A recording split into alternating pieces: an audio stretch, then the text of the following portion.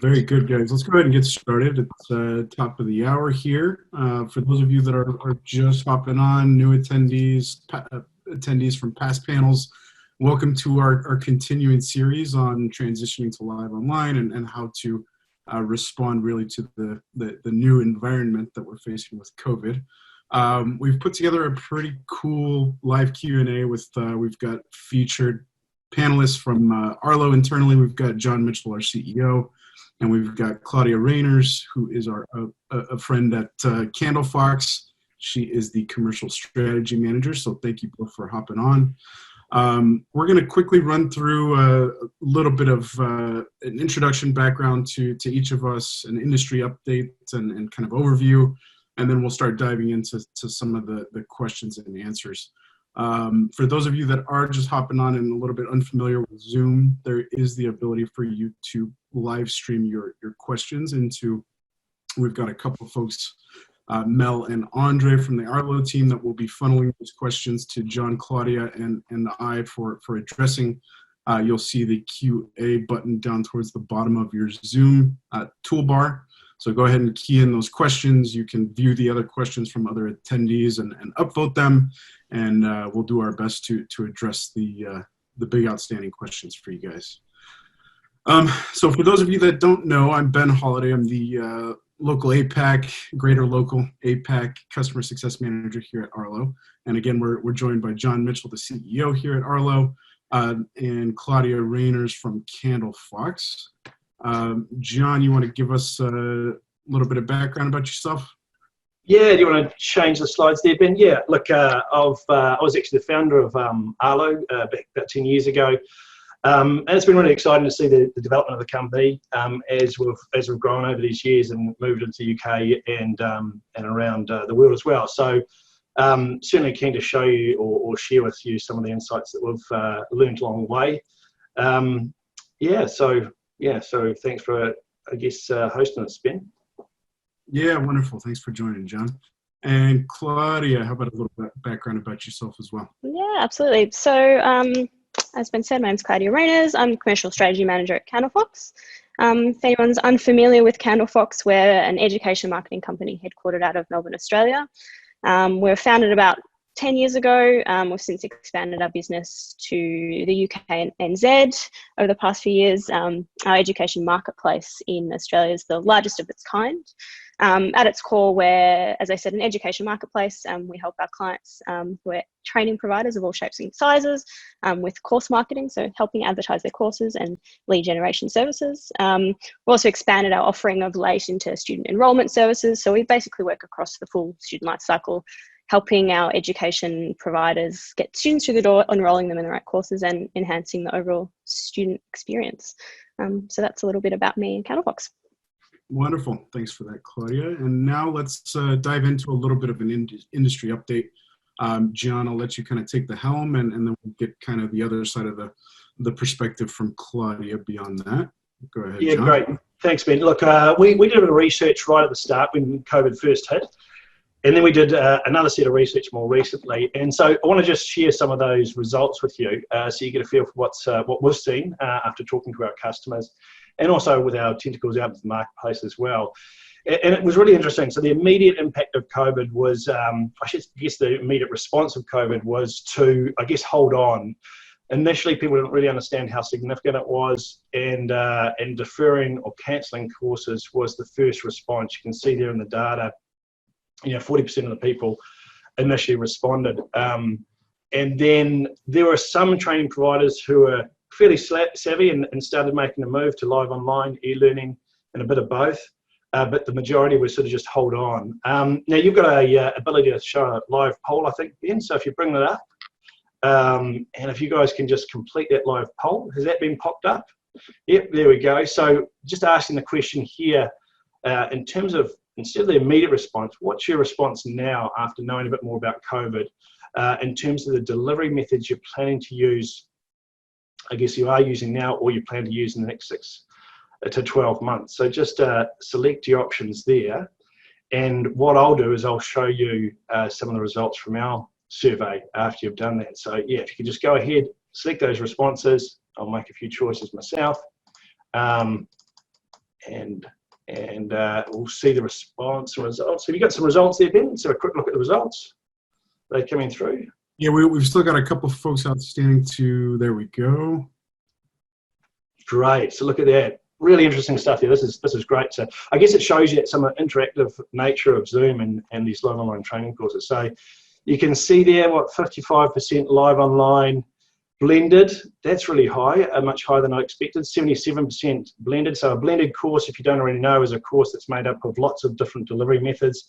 So maybe an e-learning module at the start of the course, followed by a face-to-face, then a live online session later, and then maybe access to resources in the future. So real demand for blended, I can see, in live online. Okay, let's close that down, and I'll show you the results of our previous or more recent survey. So go ahead and change the slide there, Ben. Okay, so what we saw, and it looks like in the data that you've just showed us there too, in the audience, is a real clear pivot to online training. So 83% of all those that we surveyed said that they were going to move to live online. So live online is exactly this delivery, so webinar style delivery. 75 adopted blending, it's pretty close to what we just had in this audience, and 62 just pure e-learning. So really interesting information there. So this is after people had a bit of more of an understanding of what COVID's about. Next slide, please, Ben. So were our customers, were your customers responding? And clearly they were. This data here shows how many registrations that Arlo receives for live online training a week. And you can see just the massive impact that COVID's had. So those training providers have switched to live online training, and straight away they're getting new registrations from their customers picking up those live online courses.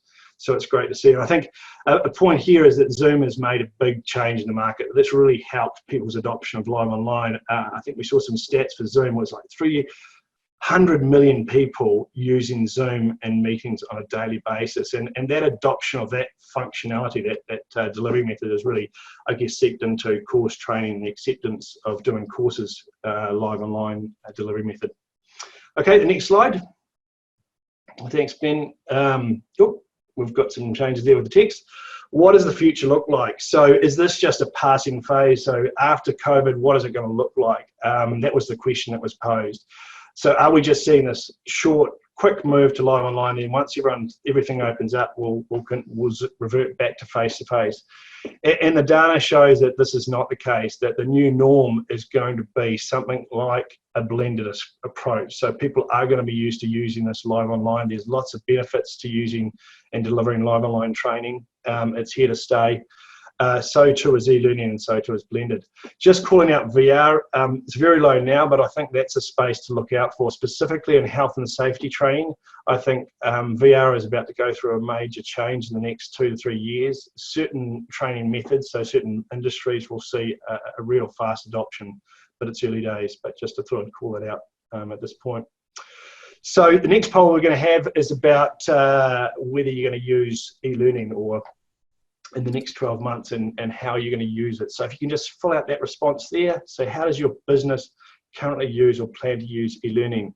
And you can tick multiple options there. So sold individually, sold as a subscription, integrated with face-to-face, so the blended course and other. So let's just wait a few seconds to see the response there. All right, the response is coming through, Ben. How are they looking there? Yeah, we're maybe a couple seconds away from having the full response here. So okay, good. So, right, so while that's coming up, I can just talk to a few things. I think that the subscription model is going to take off, but it's going to be certain sectors where that subscription model really is relevant. It's not going to be for all courses for sure. So let's just pop those up. Subscription, you can see that's down to 10%, so like a pretty low. Integration of blended courses, that's really interesting. So blended courses is really coming through with this audience, aligns with our research as well. Subscription model, not as strong. Sold individually, 35%. Just calling out subscription model, I think that's going to be important for professional development. So continuing professional development, not so much in other sectors, but continuing professional development where an accountant needs to do a certain amount of training and they'll pay a subscription to be able to access it, just like Netflix or Spotify, but it's not a consistent model for all different sectors. Okay, thanks. So hopefully that information is is of interest to you all. I think that's our last slide, Ben. If you just flick through. Appreciate that, John. So obviously what we're seeing is a bit of a sea change in the market, and the end users, the participants, the students are responding in kind. It's been pretty incredible to see the quick pivot that the entire market is making to accommodate the new environment. So thanks for that, John. Let's go ahead and hop over to Claudia and kind of provide a little bit of Candlefox perspective on the market changes. Yeah, absolutely. So we've obviously seen from our training providers that we work with anecdotally, but also seeing the stats back from them, that there's a clear, obvious pivot. We've seen an uptick in the number of people inquiring about online courses. That's no surprise, but we really wanted to hear from prospective students and students themselves what their sentiments are towards the training industry given the current crisis, the immediate impact, but also the long-term impacts of the COVID crisis on their sentiment towards training. So we have a database of thousands of students across our key geographies, UK, NZ and Australia. And we basically surveyed them with a handful of questions, trying to understand their sentiment in these uncertain times, and how they feel about studying, their desired study method compared to before, and what they would want to study if they were at home or when they are at home during this crisis, and basically their change in approach to studying since the crisis began. So we've averaged out the responses across the 3 territories. So basically, despite the current crisis, you can see here that propensity to begin studying has actually increased, and that's no surprise to anyone, I guess, in the industry. Online, also unsurprisingly, is the most desirable method of study. So 81% of respondents indicated that online is by far the most desirable study method at the moment. And on average, we saw that 70% of those who were surveyed are actually more likely to begin a training course now as a result of the crisis, which is actually quite remarkable. I guess in the literature that we've seen as well, and from training providers that we've worked with for many, many years, in times of economic uncertainty, people do turn to education. So it's a bit of a unique time. So yeah, next slide. And goes without saying that online learning is the clear winner here for students, both immediately but potentially in the long term. Before the crisis, when we surveyed people which study method was more desirable for them, 62% responded that online was their preferred method. But given the situation, we asked, is online learning now a more desirable method of study compared to last year? And 81% responded yes. So it's very clear that the circumstances have really pushed people towards online learning. The majority of our training providers do actually offer online training. So this is a very interesting time for all of them. But and there's obviously been an uptick in online course inquiries across our marketplace. But we obviously wanted more quantitative data to support this. So it's a bit of a pivot that the industry's been waiting for, and really highlights the key role of online learning and online training partners in the long term as we all adapt to this new norm. A lot of people have coined this is the watershed moment for online learning, the e-learning revolution we've heard bandied about, and students, whether it be needing to upskill, offsetting the impact of job losses, regaining that sense of control in their lives in these uncertain times, having just simply more spare time as well. We think, or at least what we've been seeing in these responses, is that online learning really is here to stay. Next slide. So we've also asked our database, why has COVID-19 made you more likely to begin studying, more likely to begin a training course? And people simply have more time available as the most popular response. A lot are looking to make a career change, many out of necessity. Around 14% have said there's more of a need for them to upskill now. And a lot are actually currently job seeking, which is no surprise as well. So I guess looking at the broader industry trends around online learning as well, and a lot of the things that we've been looking at, is that there's just a general broadening of education experiences beyond the traditional. There's record numbers of people turning to online learning platforms. They're hungry for learning. And the trend that everyone is witnessing or seeing across the marketplace is that people are looking to lifelong learning throughout their lives, and this is one of those times where learning is key. So I guess we keep hearing about the long-term approach to learning, and now particularly online. And the shift to online really means a sort of a revitalization of course content. It's a completely new, well, not completely new, but it's a new approach to learning. And what's really important as well, and the feedback that we've been getting from the space and also our database, is that what's really, really important is high quality maintenance of student support to adapt to this new norm, but also adapt into the shifting job market. So very interesting times and interesting feedback that we've been receiving. So identifying learner trends. We were also really interested in hearing what people are looking to study across our 3 territories. So we asked our database if you had to stay at home, which subject area would you be most interested in studying in? And what we've found is, despite a lot of people looking at, the hobbyist type lifestyle courses in their free time, essentially there's what's first and foremost and more important for people at the moment is studying across essential services and upskilling around areas such as business and IT. So in particular, community services, psychology, business, aged care, education. So these are the sectors that were high in demand beforehand, but even more so now that the crisis has hit, which is not surprising, I think. I guess what was interesting as well is we asked, we surveyed the database, why would you be less likely to commence studying now? So while there is definitely a surge in propensity to begin studying, why would people not begin studying right now? And the vast majority, 48% of respondents said this was due to financial uncertainty.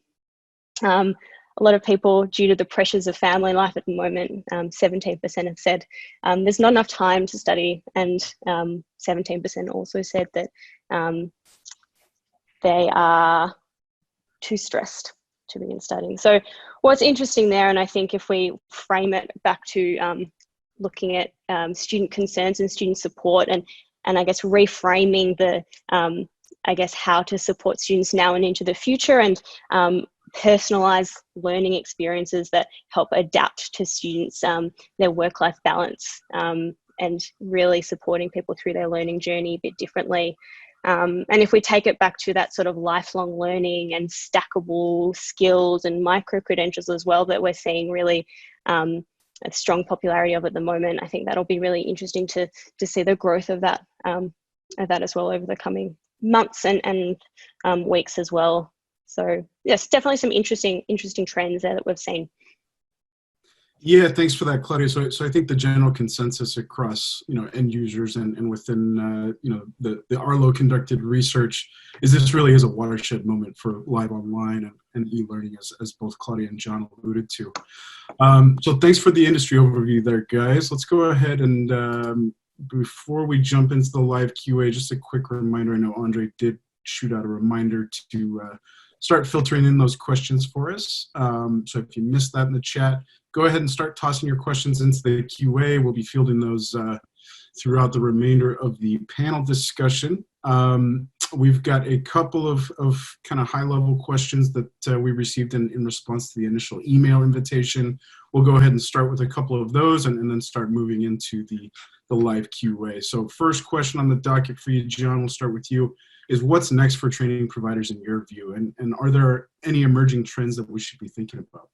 Yeah, thanks, Ben. I think we covered off a lot of these in my previous slides, and it was really great to see that you guys were aligned to that same information. So the trends, I guess, that stand out is clearly move to live online, but I think the next stage of live online is to move to multi-session live online. So I think there's a real quick adoption from a face-to-face to live online, but people are realizing that there's limitations in terms of how long people can stay engaged when you're doing a live online session. It's pretty, it takes a lot of effort and focus.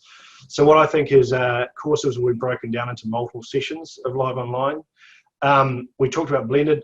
Great response there from everyone. 77% recognised that blended was something to focus on the next 12 months. I totally agree. I think that you're going to have what was previously classroom courses of one day are going to be a whole learning journey of sharing information prior to the session, having a really interactive training session, and then having follow-up live online sessions afterwards, and then collaboration and discussions, all part of that same course. So a real extended learning journey. I think look out for buying content in the marketplace. So there's the likes of Go1, who aggregates content and then resells it, but Coursera, all these Udemy, all these providers of e-learning content are actually looking to sell that content to people like yourselves, training organisations. And so you're able to then integrate that within your courses. So instead of having to build all your e-learning, leverage a content aggregator like Go1.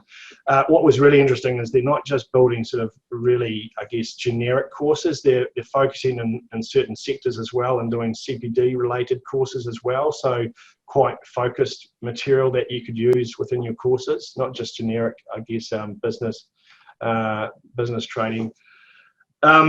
Yeah, I think agile development of e-learning content is a key trend. So building up your team so you've got the expertise internally to produce e-learning content rapidly, so that you're able to have a real agile approach, get a course out there, get feedback from users, and then I guess evolve that course and continue to improve it. But instead of having to go through a big production environment and take weeks and weeks to build one course, that real short, responsive approach to building new learning, I think, is a trend that's coming through.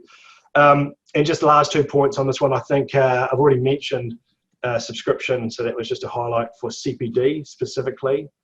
So continuing professional development, I think that's going to happen in the next 12 to 24 months. And just calling out VR again, if you haven't used an Oculus Quest device and you're in health and safety training, you need to get one and have a look at it. Not now, but certainly in the next 24, 36, it's going to be a big part of training in the future. So check it out. Thanks, man. Yeah, wonderful insight there, John. Yeah, I think obviously the overlying trend here is the shift to live online. So we definitely appreciate the insights within that live online shift and e-learning shift.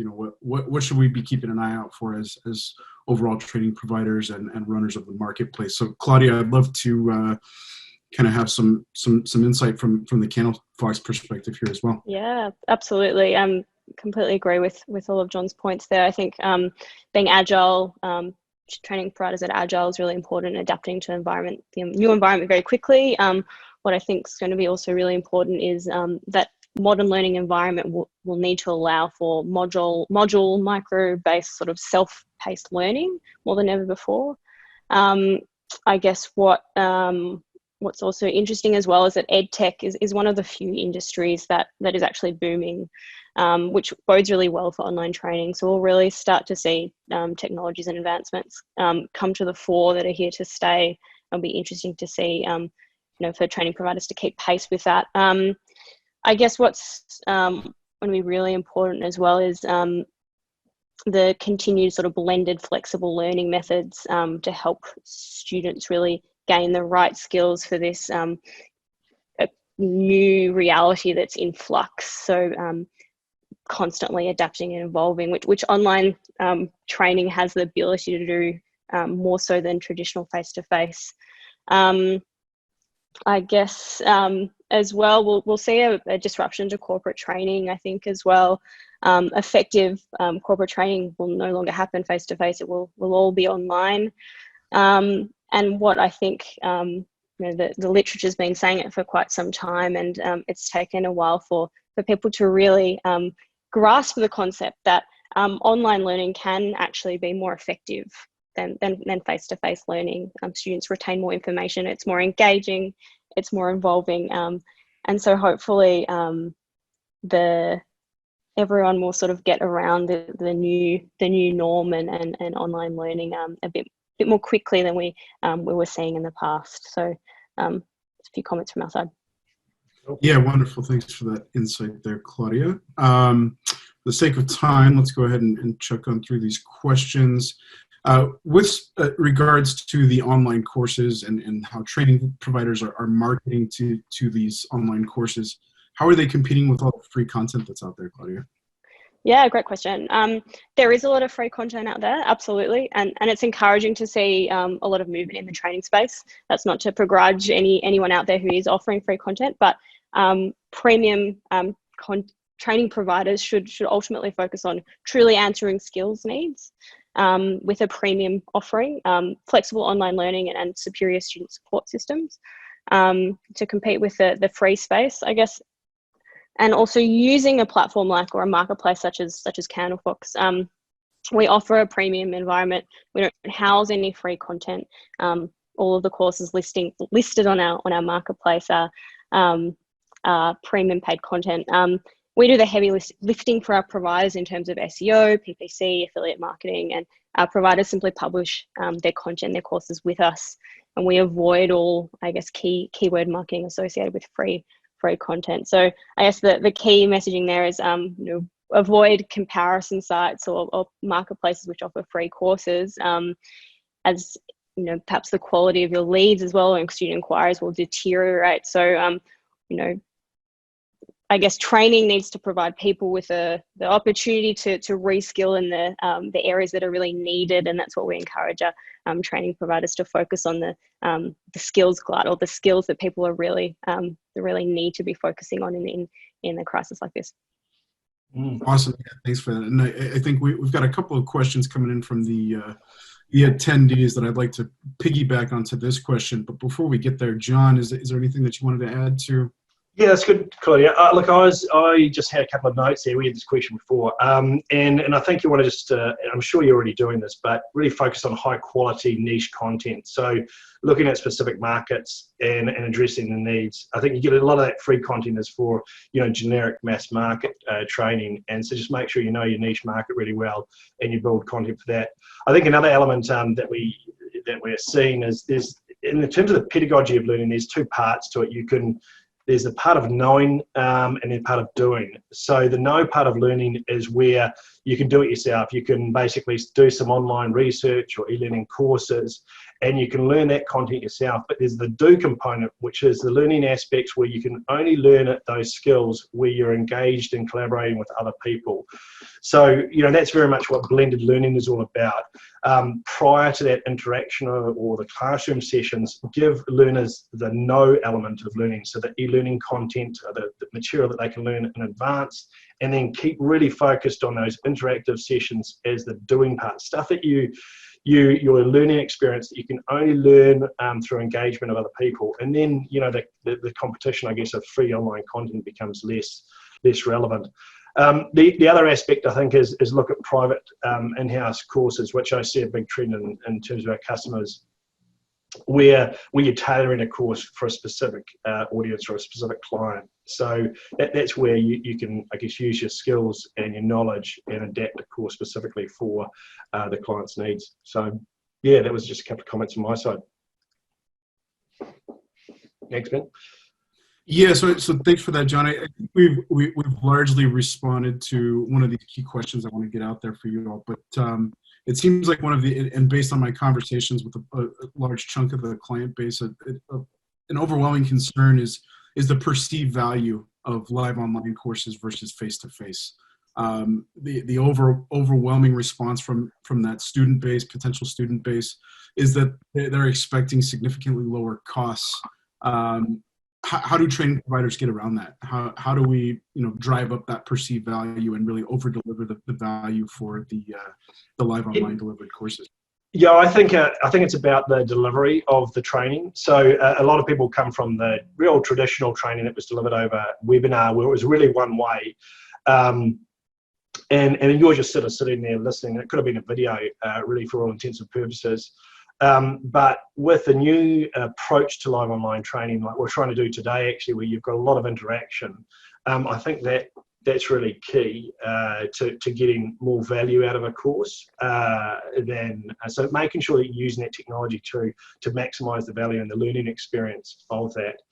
I think that your costs are obviously lower with this sort of delivery method, so it gives you a bit of flexibility from a pricing perspective.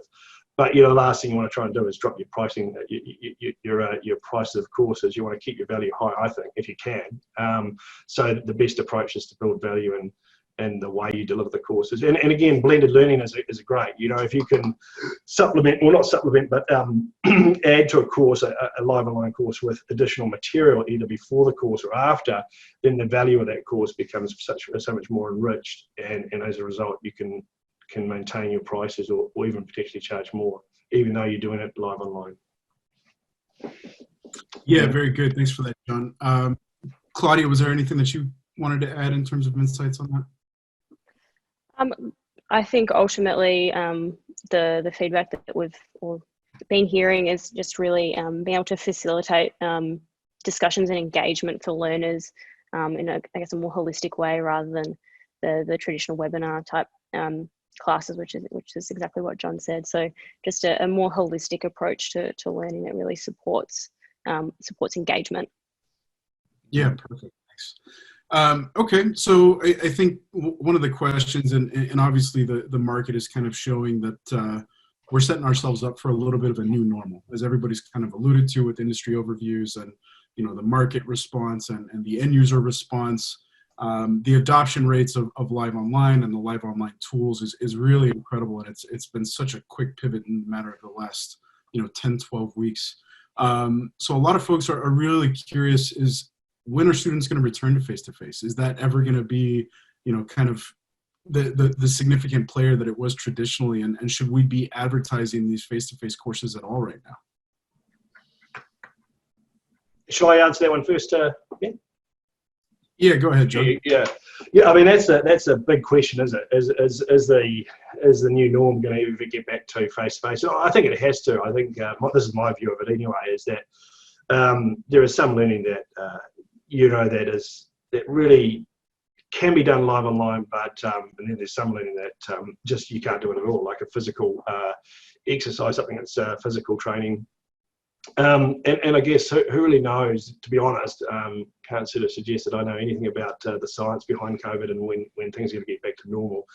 But it feels like, based on the response that we've got from yourselves in that survey, and it feels like, based on what we're seeing in the marketplace, that it could be 3 to 6 months away. I think that what we have seen in the UK is that governing bodies, where training is required and there's a renewal process, they're shifting out those sort of certification renewal dates by a few months, so that people who would normally have to do training to keep their certification going, the governments, particularly in the UK, have, or in New Zealand as well, have shifted out that requirement for 3 months.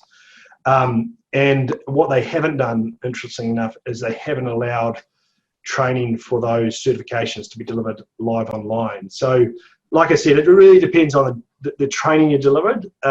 There's just going to be some training that has to be delivered face-to-face. From what we're seeing in the market, hopefully that'll be in the next 3 to 6 months. And what we're also seeing is the fact that, I think some of the governments and some of these other bodies who oversee this training aren't quickly moving to live online. They are still recognising that face-to-face is going to be an important component. Hence the delay, I guess, of 3 to 6 months. Yeah, thanks for that, John. Yeah, I think it's pretty clear that depending upon the industry in which you're operating as a training provider, there's always going to be a particular need for a face-to-face element to be compulsory as part of that training completion. Do you have any indication of this sort of same sentiment from your side, Claudia, what you're hearing from the marketplace? Yeah, great question. I think, to echo sentiments, it sounds like it's 3 to 6 months away, and here in Australia as well, there's certain sectors that do really need that face-to-face component in terms of face-to-face training. If you're looking at community services and health, there is the component of work experience or work placements that do still need that face-to-face component, but we are still seeing a bit of leniency from the regulatory approach that might actually have to persist in the long term, which hopefully bodes well for the more hybrid approach persisting into the long term. If you look at the bigger institutions, such as the universities, they already have digital infrastructure and learning management systems, video conferencing and courseware, and hopefully these best practices and technologies will persist to enrich the online experience and engage students better. Ultimately, we think that there'll be a more hybrid model that will actually persist over the whole vocational space, even though there will still be a need for face-to-face learning in certain sectors. But it's encouraging to see, I guess, the regulatory framework and the bodies are seeing that there is a change needed, and hopefully this will herald, I guess, a better environment for skills learning in the vocational space. Probably just one thing to say, Ben, it also depends on which country and how that country is surviving. I think in New Zealand we're really fortunate for various reasons, but I think that face-to-face is going to be adopted much quicker because of our situation and how COVID has been managed. And so other countries are going to obviously suffer from, their situation where it's not as easy to respond and go back to normal. So that was obviously for local training. So I'm sure you all know your markets pretty well and you know the situation. So yeah, that's the feedback we'll receive anyway. Yeah, that's a great point to bring up there, John. Let's shift gears here a little bit into more of kind of the logistics of running an effective online course. So Claudia alluded to some numbers showing that higher levels of engagement, live online and e-learning was already the preferred platform of content delivery and reception. And obviously we're starting to see those numbers sway further to that end of the spectrum. But I'm curious, and a lot in the audience are asking, how do we maintain that high level of engagement? What is the kind of magic number in terms of total attendees to allow so that you can continue to have that high level of engagement transfer over from a face-to-face course? What is the ideal kind of time frame that one of these courses should be operating within? Shall I ask that one first, or is Claudia? You feel free. Yeah. There's a few questions in there to unpack there a bit. So I guess how do you make just what were the key points you wanted us to pull out there, Ben? So just overall effectiveness, maximum size of classes online, maximum sort of timeframes that we should be holding a session for. Yeah, I think if you're going, it depends on how well you create that interactive environment. So I think that you can probably have about 10 to 20 as an effective. It's just like a classroom, right? I think in terms of if you're running a classroom course and you're wanting to convert it to live online, you should be looking at the same number of people. You shouldn't be looking at extending it any further. If it's sort of a one-way, like a lecturer, then and it's just a sort of one-way or one-to-many delivery method, then you can have as many as you like, but that's not really interactive live online training. So I think you'd use the same numbers that you'd normally use in a classroom environment for live online. To make it more interactive, I think things like what we're doing now with those polls, you can ask people to clap and to just some way that the audience feels like they're part of that training session. And they can see the response of other people and they can see their response, and that the person at the other end is actually engaging with them and with the material that they're, I guess, and their comments that they're presenting and they're sharing with the team. I mean, this technology is pretty clever. You can do breakout rooms as well. So if you're used to doing a breakout room in a classroom, you can emulate that as well. So, I mean, that's specific to live online, but I think that interaction is key. And just using the same number of people that you'd normally use in a classroom environment if that's the course you're delivering. Yeah, I think that's great, and really leveraging as much of the functionality available within the tools we're using. Zoom, for example, as you mentioned, John, we've got the functionality to break out our session into a series of breakout rooms. The chat and QA functionality is fantastic. The ability to raise hands and kind of acknowledge folks. We've actually got a pretty outstanding and very thorough blog post. I'm going to have Mel and Andre post a link to that on our chat bubble for everybody to reference at a later point. Claudia, I'm not sure if one last thing, actually, Ben. One last thing that I missed is the web camera. I think don't underestimate just how important a webcam is and how important it is to have everyone on a webcam because of that connection. We are people, right? We're humans. We like to see each other. We see people's expressions and interaction. I think it's really key. So it's not just using those tools that we talked about, but making sure that everyone's on cameras, that you can see the person you're training, and vice versa. They can see the person who's at the other end, and the audience. So I think that's really key to making an interactive session as web cameras. And also making sure that people set those cameras up right. You get a lot of people. I've seen with Zoom, actually, the advent of Zoom and the fact that everyone's using Zoom, those crazy numbers of 300 million people. What's really good about that is people are actually working out how to use a camera properly on a web, on a computer or laptop. Whereas in the past, they'd be sitting miles away from the camera, you couldn't even see the person's face. People are now used to actually working out how to position the camera and actually use it. I think it's really important for that interaction. Cool. Yeah. I'm glad you brought up the webcam, John. The social element, social interaction, and I think this kind of addresses one of the other questions that we saw that came through in the chat bubble. Is obviously in that face-to-face component, face-to-face class, you have the opportunity to shake hands and really network. And having the webcam and the interaction is the next best thing. So leveraging the full potential of the tools that we've been enabled with here to really translate that experience from face to face to live online is absolutely critical in setting up a successful course and successful students for the longer term. Claudia, I'm curious from your perspective and what you're seeing in terms of the response on the marketplace. What are some tips and tricks for online course names, titles? How do we really reach out and kind of grasp those end users, those students?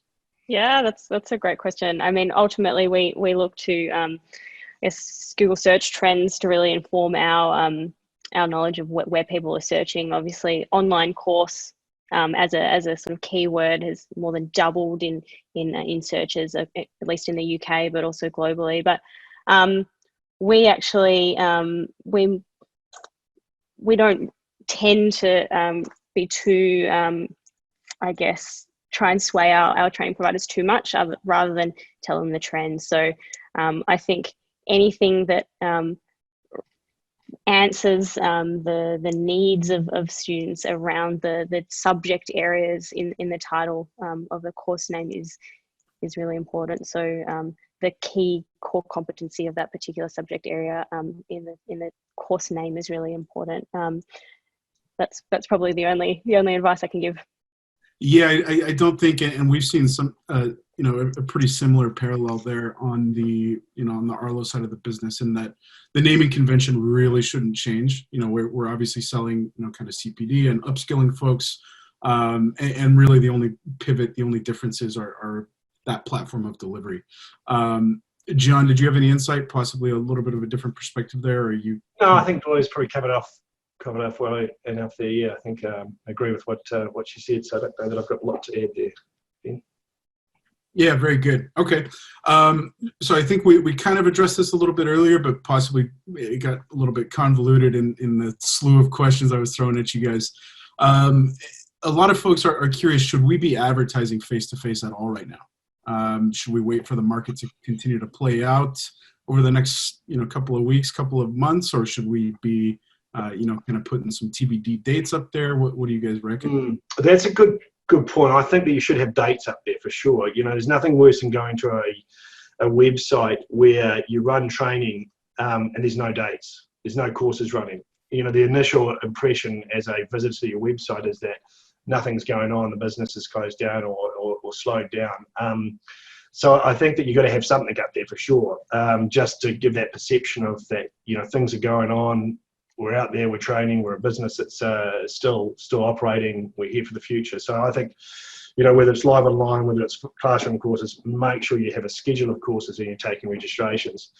You can always book those courses to the future, 3 to 6 months time. Again, it comes back to where you are and what training you delivered. But I would be scheduling and training in New Zealand, for example. I'd be scheduling training for Facetoface within the next 3 months. Maybe in the UK, at the end of 3 months, maybe 3 to 6 months.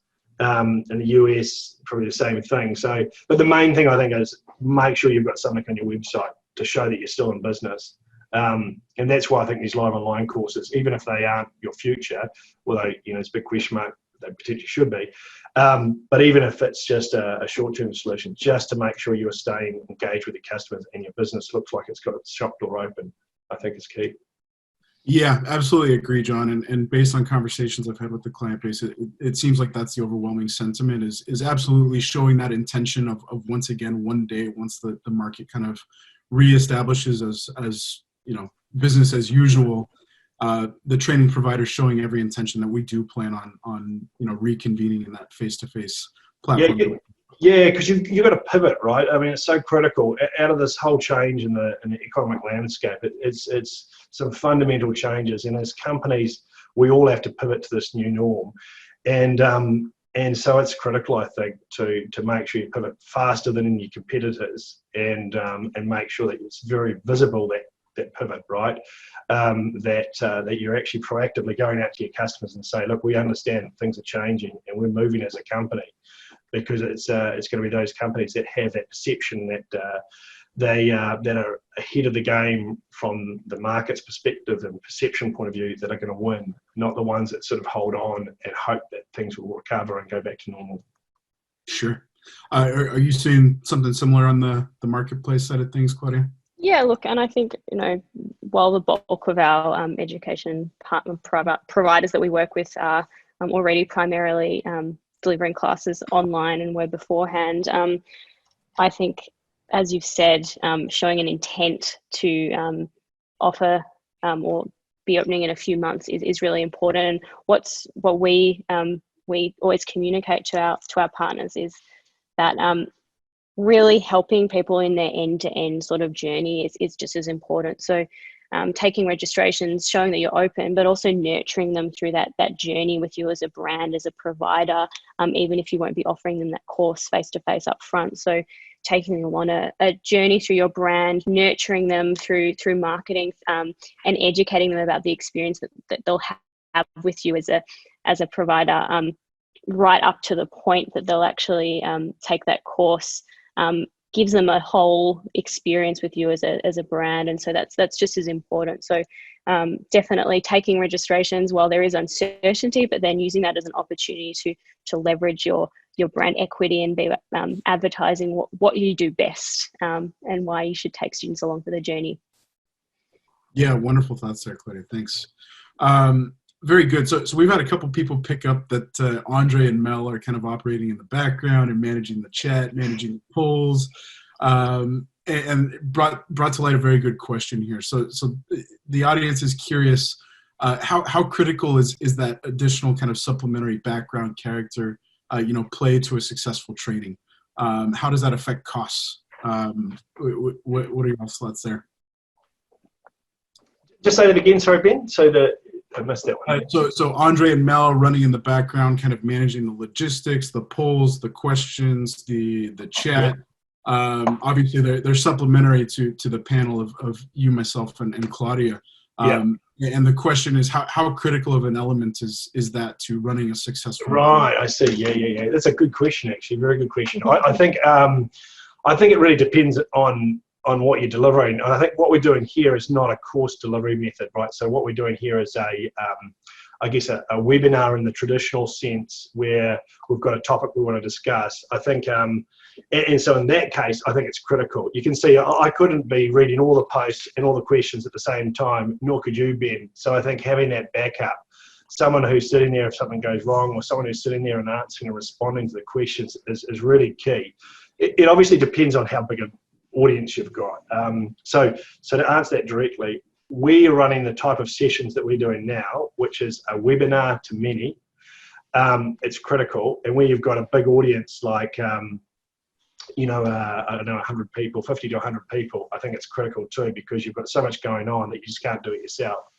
I think where you're converting, say, a classroom course of 20 people or 15 to 20 people into an online course, I don't think you need to do that. I think the most important thing there is that you've got a person who understands the technology, and that's really key, to make sure that those presenters or trainers, whatever you call them, facilitators, understand that technology. And I think if they understand that technology and are prepared, then I don't think you need to have that support. Probably just a side note too, actually, it's really interesting. You know, of the people who register for a conference, for sessions like this, what we've found is that it's probably about a 50% uptake of people who actually attend the live session. So just that's a bit of a side note, but maybe relevant in terms of looking at numbers. So 50, 60% attend. So a lot of people don't.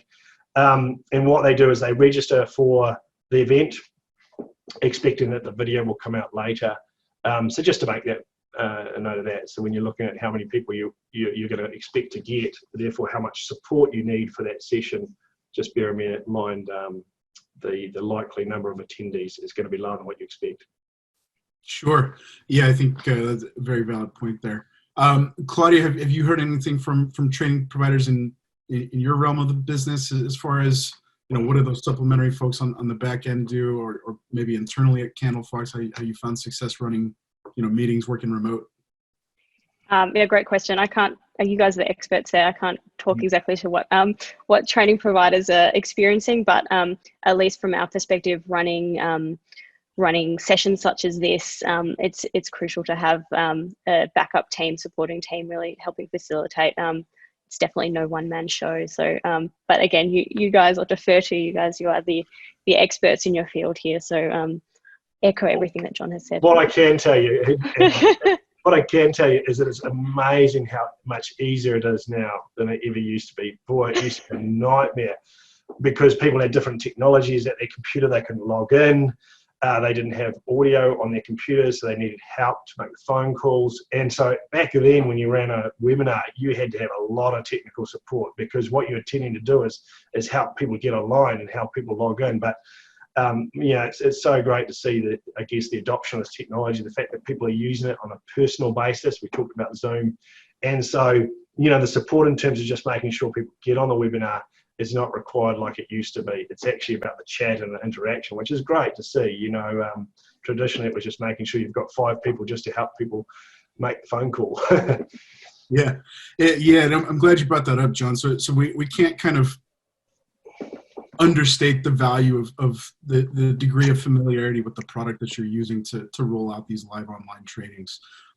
So obviously full awareness of the feature suite that's available to you as a training provider within, whether it's Zoom or WebEx or you know, one of the other training video conferencing platforms, having that full degree of awareness and leveraging each aspect of the feature availability to you to create that environment, to create that engaging, you know, classroom as best to your abilities is critical there.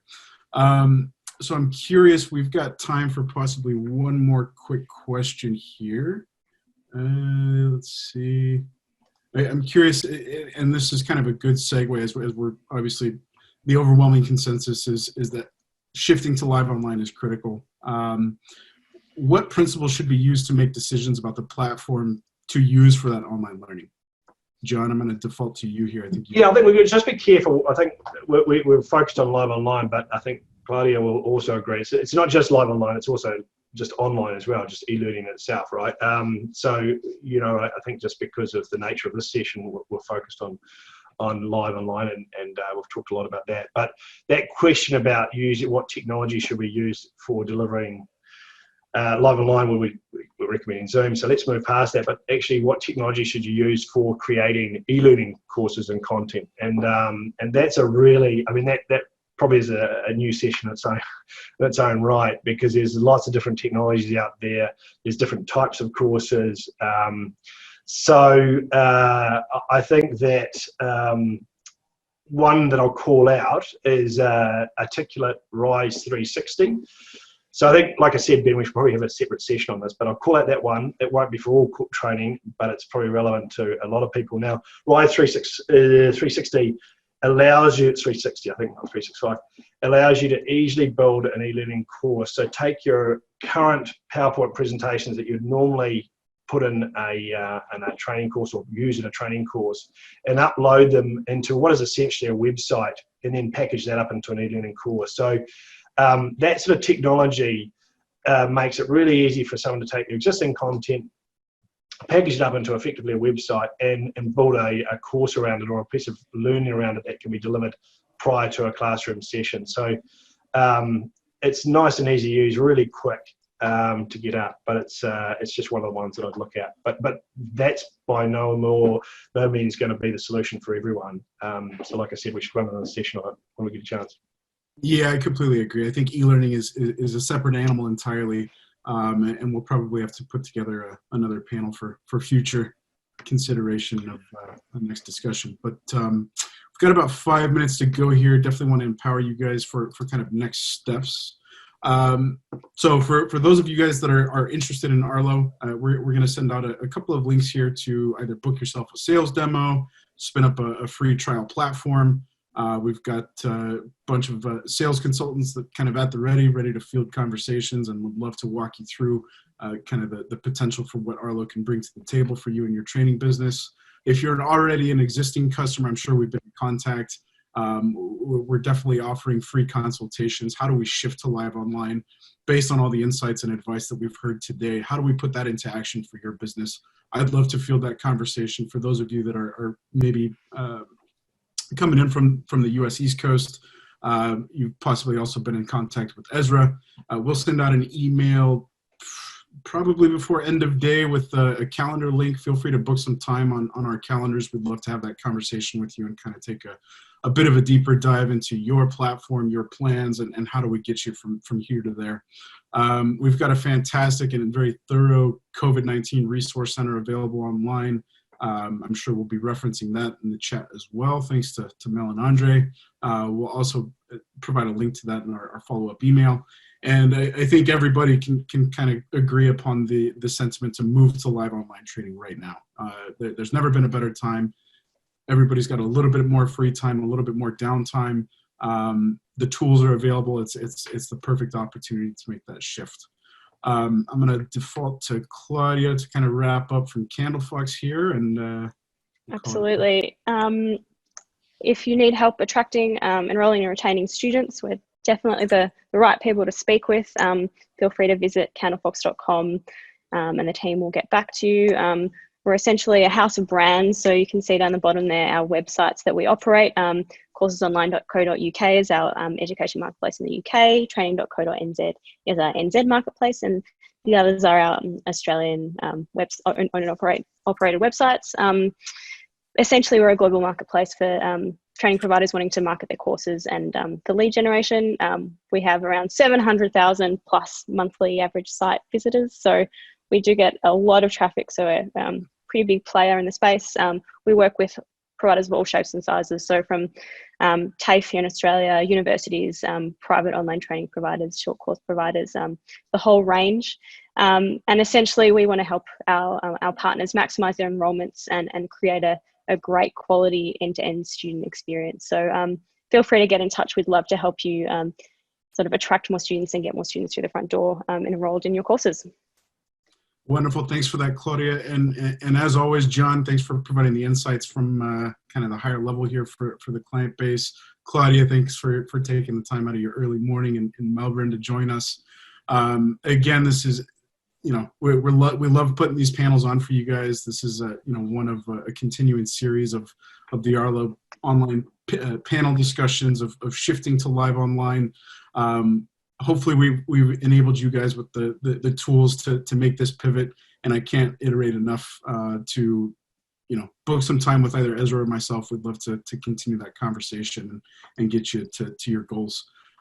Thanks again for everybody to join, and we will be in touch shortly. Thanks, guys. Great. Thanks, Ben. Thank you. Thank you. See you. See you, everyone.